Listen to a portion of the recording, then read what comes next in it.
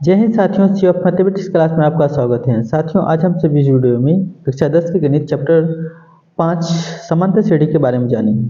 समांतर श्रेणी क्या होती है?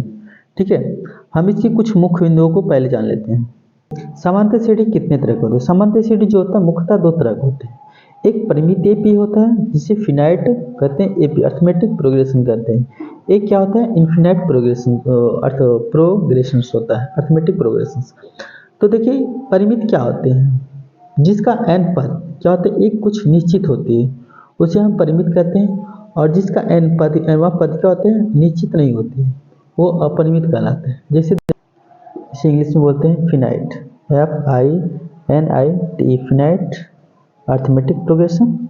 ऐसे क्या बोलते हैं? इन्फिनाइट प्रोग्रेशन, अर्थमेटिक प्रोग्रेशन, इन FINITE, इन्फिनाइट प्रोग्रेशन। ठीक है, एपी क्या है? संक्षेप रूप है। हर जगह जो है ना संक्षेप रूप इस तरह से लिखेंगे। ठीक है साथियों, तो देखो क्या बोले थे, इसका परिमित का क्या होता है? n पद फिक्स होती है। सपोज डेट में एक एग्जांपल लेते हैं, जैसे 3, 6, 9 और 12, 15। ठीक है, इस तरह से देखिए, एक क्या है? एक निश्चित, इसमें कितने हैं टर्म? 1, 2, 3, 4, 5। इसमें 5 टर्म है, ये फिनाइट टर्म्स होती है।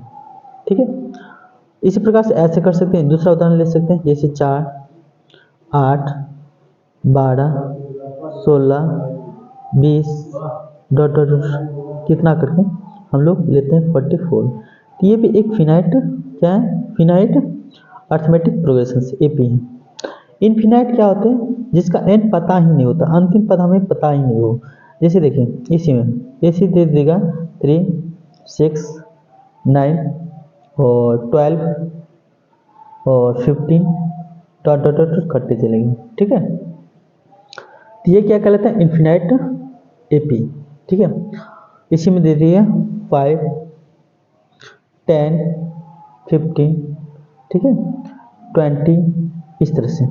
ठीक है, कुछ एग्जाम्पल लेके हम समझाएं। ठीक, देखिए ए क्या होती है सो समझते हैं। ए क्या होती है? तो ए होती है, इसमें कभी ए याद आएगा, तो ए क्या होती है सर? ये पहला पद होता है, पहला पद कहलाता है, जिसे फर्स्ट टर्म भी बोल सकते हैं आप इंग्लिश में, फर्स्ट टर्म।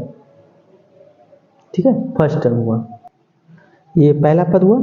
ठीक है, और देखिए ये पहला पद हुआ, फर्स्ट टर्म हुआ। इसे A1 भी कह सकते हैं, इसे A2 कह सकते हैं। ठीक है, A3 कह सकते हैं, A4 कह सकते हैं।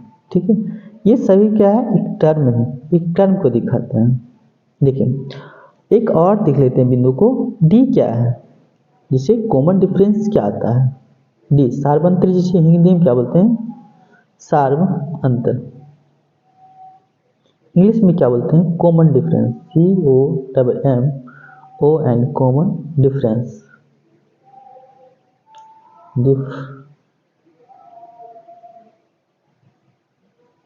Common difference. तो ये जो अंतर होता है ना, एक जैसा होगा। जैसे इसका अंतर कितना है? 4। इसका अंतर क्या है? 4। और इसका अंतर क्या है? 4। इसका अंतर क्या है? 4। यानी इसी प्रकार से सभी में क्या है? अंतर जो होगा कॉमन चलेगा। सपोज डैट में ये क्या है? 4 का अंतर है, इसमें क्या है? 3 का अंतर है। यदि जो कॉमन डिफरेंस अंतर नहीं होगा तो कभी एपी में नहीं होगा, अर्थमेटिक प्रोग्रेशन नहीं कहलाएंगे। ठीक है, इसका कुछ कंडीशंस होते हैं। हम पहले ही बताए कि एक ये क्या है? एक सीक्वेंस में होता है, अनुक्रम में होता है। ठीक है, यदि यही चीज प्लस माइनस में दिखाएगा ना, तो अनुक्रम का ये जो है ना श्रेणी कहला जाएगी।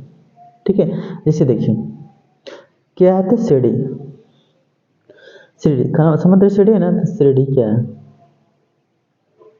श्रेणी तो किसी कहते हैं अनुक्रम पद में प्लस या फिर प्लस या तो माइनस, प्लस हो या माइनस, किसी भी टर्म को संयोजित कर देता है ना, तो उसी को तो हम क्या कहते हैं? श्रेणी कहते हैं।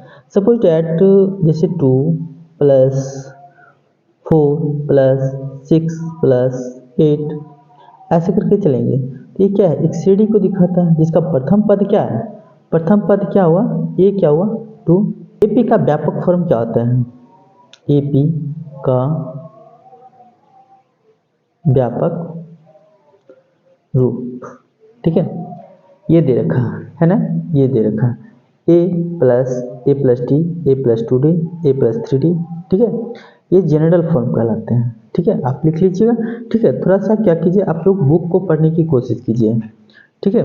देखिए हम फर्स्ट को प्रॉब्लम को सॉल्व करेंगे। फर्स्ट टर्म में क्या है, कह रहा है निम्नलिखित स्थितियों में किन स्थितियों के संबंध सूची की एपी हैं और क्यों हैं।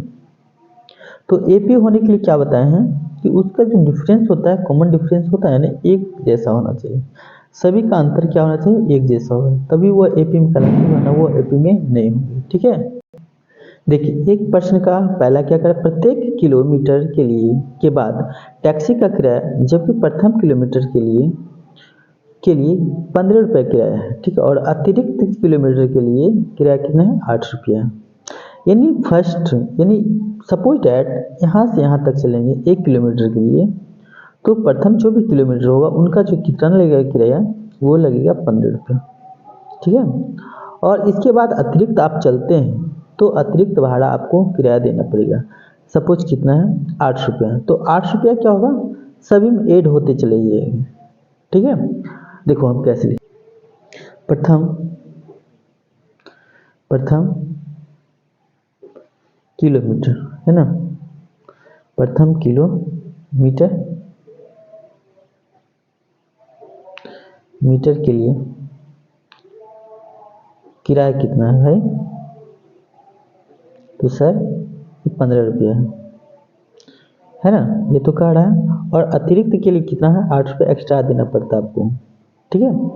और प्रत्येक लिखेंगे, और प्रत्येक अतिरिक्त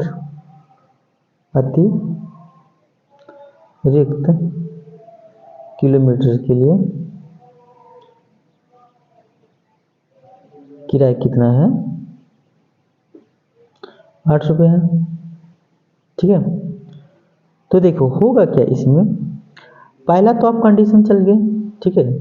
दूसरा कंडीशन यदि चलिएगा तो 15 रुपया प्लस 8 रुपये लगेगा। फिर इसके आगे जस्ट चलते हैं तो कितना होगा, 15 + 8, ठीक है। ये तो दिए हैं, फिर 8 रुपये देना पड़ेगा आपको। फिर इसी तरह से आपको सीक्वेंस बनते चले, 8 + 8 फिर +8 फिर +8, इस तरह चलेगा ना। हम इसको देखिए शॉर्ट, इसी तरह से आपको चलता रहेगा। इसको हम शॉर्ट में ऐसे कर सकते हैं, व्यापक फॉर्म अभी जस्ट बताए थे, होता है ना a+a+d a+2d a+3d, इस तरह से। तो इसको क्या मान सकते हैं, 15, ठीक है। और ये क्या है, a+d, d क्या है, सपोज डैट में ये क्या है, 8 को हम d लेते हैं, इन दोनों को जोड़ देंगे, कितना होगा 23, a+2d, ऐसे भी हम 8 8 कितना 16, और 2 से हम मल्टीप्लाई कर देते हैं 8 को, तो कितना हो जाएगा 16, ऐसे भी। तो इसीलिए तो ये सीक्वेंस को हम पहले ही पढ़ लिए थे, ठीक है। देखिए 8 8 16 और 16 + 15 कितना हुआ, 31 हुआ ना। 8 3 24, 3d a+3d, इसको हम लिख सकते हैं a+3d, इसको लिख सकते हैं a+2d a+d, ये क्या है a+d a+2d a+3d, इस तरह से चलता है ना व्यापक फॉर्म। और जस्ट ही यहाँ पर बताए हैं, देखिए यानी ये कितना होगा 39। इस तरह से हम लोग जहाँ तक जाएंगे उसका किराया क्या होगा, बढ़ते चला जाएगा, ठीक है। अब देख लेते हैं इसका अंतर क्या होता है, अंतर समान है तो यह एपी होंगे, कहता है ना प्रत्येक स्थिति में किन स्थितियों के संबंध में एपी हैं और क्यों है। यदि जो इसका सार्वंतर मेरा एक समान होंगे, कॉमन होंगे, तो सार्वंतर होंगे समान तो एपी कहलाएंगे, अन्यथा यह एपी का नहीं कहलाएंगे। तो देख लेते हैं, हमको तो लग रहा है ये होगा, कारण है कि सभी में क्या होगा 8, तो सभी में 8 हुआ ना, और सभी को घटेगा तो 8 होगा ही, सार्वंतर होगा। यहाँ देखिए यहाँ क्या होते हैं, प्रथम पद ये या फर्स्ट टर्म कीजिए, कितना है 15, सार्वंतर क्या है, ये a2 में a1 को घटाइए, यानी A2 कितना है 23, 23 में से 15 को सब्ट्रैक्ट करेंगे कितना होगा 8। फिर A3 में हम A2 को सब्ट्रैक्ट कर लेते हैं, इसको इसमें सब्ट्रैक्ट करते हैं, यानी 31 माइनस कितना 23, 8 नहीं क्या रहे 2 कैंसिल। यानी देख रहे हैं सभी में अंतर क्या समान होंगे, और जाहिर सी बात है सभी में 8 हुआ तो घटा के भी तो वही होगा। ठीक है, सिर्फ इसको दर्शाना था।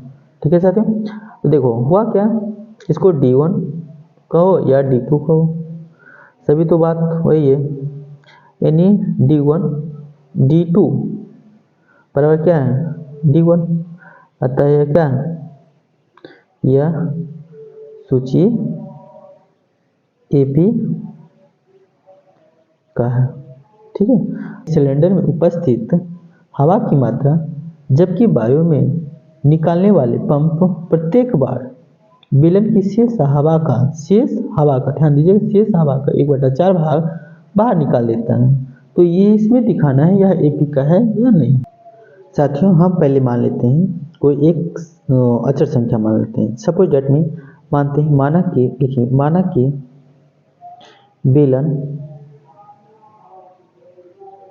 बेलन में उपस्थित हवा की मात्रा है ना, हवा की मात्रा, इसको ये जो मात्रा रहेगा वो वॉल्यूम के रूप में रहेगा। ठीक है, वो आयतन के रूप में रहेगा।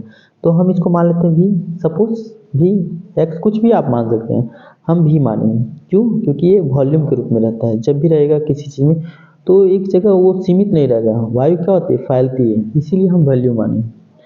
तो देखियो कहता है प्रत्येक बार जब हम पंप उसमें डालते हैं हवा सिलेंडर में तो 1/4 भाग क्या है वो निकल जाती है वैक्यूम से, यानी वो जो सिलेंडर है उससे निकल जाते हैं। यानी फर्स्ट टर्म तो ये फ्री हो गया, और इसमें भी क्या करता है देखिए सेकेंड मरतबा क्या करता है, ये A1 निकला, A1 निकला। ठीक है, वॉल्यूम तो इतना है ही ना, A2 को निकाल के देखते हैं, देखिए लिख देते हैं इसे A2 निकालेंगे तो क्या होगा, जो ये है इसका कहता है 1/4 भाग निकल गया। ठीक है, यानी V माइनस 1 V का इसका 1/4 भाग निकल गया। ठीक है, तो देखिए होता क्या है, एक को V से मल्टीप्लाई कीजिए वो V ही होगा ना, तो यहाँ पर हम लिखेंगे V माइनस V/4, यानी हो गया ये 3V बटे क्या है 4। इनका जोड़ घटाव करके देखिएगा यही प्राप्त होंगे। और A3 कितना हो गया, कहता है A3 निकालेंगे तो इसमें कहता है 3V/4 माइनस V, वॉल्यूम क्या V, इसका भी क्या कहता है ये 3V का 1/4 भाग क्या होता है बाहर निकलता है ना, जो बचा था उसमें भी 1/4 भाग निकलता है। ठीक है, सिंप्लीफाई कीजिए, यानी हम लिखेंगे 3V/4 घटाओ 3V बटे कितना है 16। अब कीजिए भिन्न का जोड़ घटाव करेंगे तो 16, इसमें होगा 4 3 कितना 12V घटाओ 3V बराबर कितना 9V बटे कितना 16। तो A1 A2 और A3 हम ज्ञात कर लेते हैं, A4 मिलेंगे तो क्या होगा, हम तो ये टोटल कितना था वॉल्यूम बड़े थे ना 9V बटे कितना है 16, इसमें भी क्या करेंगे 9V बटे 16 और 1/4 भाग तो निकल गया ना। ठीक है, इसका कहता है 1/4 भाग निकल गया, यानी हो गया 9V बटे 16 घटाओ 9V बटे कितना है 64। इन दोनों को एलसीएम लेंगे तो क्या होगा साथियों 64, यानी 16 चौक 64 9 चौक 36 घटाओ ये होगा ये 9 36 भी ना, और माइनस करेंगे तो 9V। ठीक है, यानी 27V बटे कितना है 27। ठीक है, तो 4 टर्म प्राप्त किए ना A1 A2, ठीक है A2 A3 A4। ठीक है, तो अब घटाने में हमको सहूलियत क्या हुआ देखो, जैसे D1 निकालते हैं तो D1 कैसे निकालें A2 में, A2 घटाओ कितना A1, तो A2 कितना निकला 3v बटे कितना 4, और ये क्या है v, यानी 3v माइनस कितना 4v बटे कितना है 4, यानी माइनस v बटे कितना है ये 4 निकला। ठीक है, ये d1 निकला। d2 निकाल देते हैं। d2 कैसे निकालेंगे, तो d2 आप निकालिएगा, ये 4 में हम करते हैं, ये 3 को सब्ट्रैक्ट करते हैं। ये 4 कितना है, ये 4 है 27v बटे कितना है 27, ये 64 हो गया ना।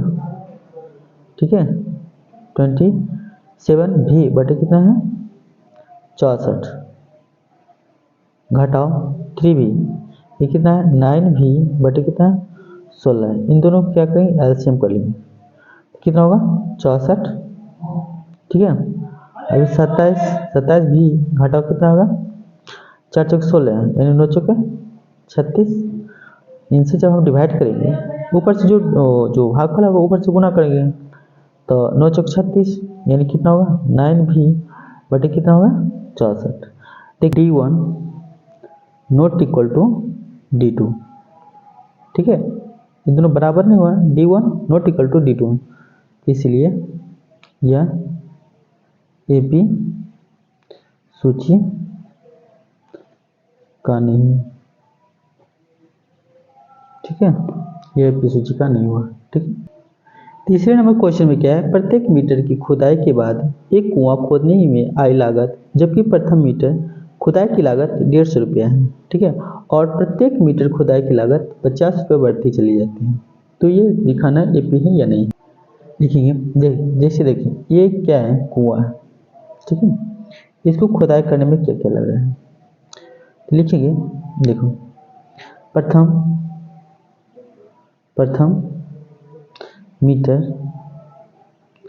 मीटर की लागत कितना है 150 रुपये है ना। फिर हम इसके आगे खोदते हैं। ठीक है, कुआं के जो आगे मीटर खोद लेंगे तो कितना लगता है 50 रुपये अतिरिक्त लगता है।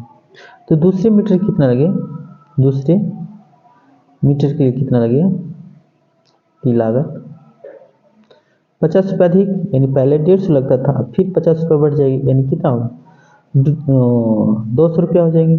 ठीक है, इसी तरह से तीसरे के लिए कितना लगेगा, तीसरे मीटर के लिए कितना लगेगा लागत 200 में फिर 50 रुपये ऐड हो जाएंगे, कितना होगा 250 रुपये।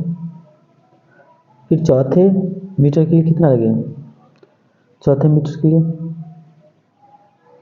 फिर इसी में 50 रुपये ऐड हो जाएगा, यानी 250 था ना, फिर 50 रुपये ऐड करेंगे, कितना होगा 300 रुपये। इसी तरह से सीक्वेंस क्या होता है, बढ़ते चला जाता है। जो हम कुआं को क्या करते हैं, ये जो खोद का हम लंबा करते चले जाएंगे, मेरी क्या होगा इसकी गहराई भी क्या होगी बढ़ते चले जाएगी। तो देखते हैं इसमें क्या होता है, डी क्या होता है। इसमें जाहिर सी बात क्या है, देखिए इसमें ऐसे भी पता कर सकते हैं कि प्रत्येक कहता है पहले पद का जो टर्म होता है ना, ये इसके अतिरिक्त तो सभी में क्या होगा 50 रुपये ऐड होता जा रहा है, तो सर्वंतर होगा ही। पर इसको दिखाना कैसे है, देखिए चूंकि d1 इक्वल क्या है d2, इसलिए यह सूची AP का है।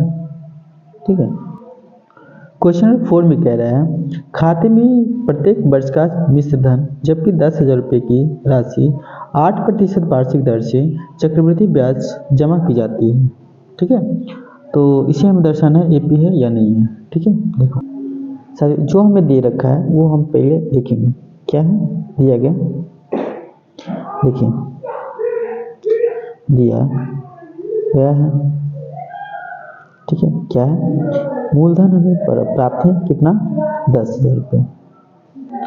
ठीक है, दर कितना है 8% है ना वार्षिक, वो भी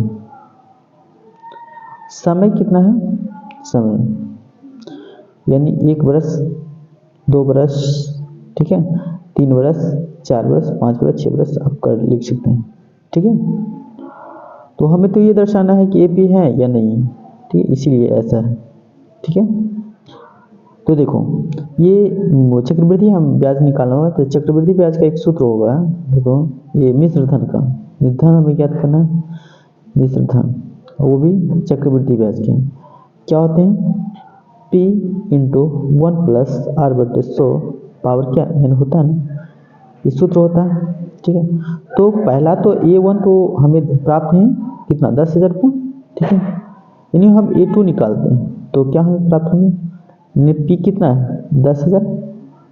ठीक है, इसी फॉर्म में आप रख दीजिएगा। ठीक है, ज़्यादा सोल्यूशन नहीं कीजिएगा। 1 प्लस आर कितना है 38 बटे 100 पावर n कितना दे दो, सामान्य अर्थ में कितना रहेगा, 1 ही रहेगा ना। ठीक है, तो 1 का पावर कीजिएगा तो कोई चेंजिंग होता ही नहीं है। ठीक है, देखो ये प्रथम वर्ष के लिए हुआ, यानी T1 के लिए हुआ। T2 को निकाल देते हैं तो क्या होगा, देखो 10,000। ठीक है, 10,000 प्लस 1 प्लस आर बटे 100 पावर क्या n, मतलब क्या 2 T2, और T3 हम ज्ञात करेंगे तो क्या होगा 10,000। ठीक है, इंटू 1 प्लस आर बटे 100। ठीक है, आर कितना था 8 और कितना है 3। इसी प्रकार से आप करते जाएंगे। इक्वेशन क्या 1, इक्वेशन क्या 2, इक्वेशन क्या 3, ऐसे ही लिख सकते हैं ना, कुछ तो लिख सकते हैं हम।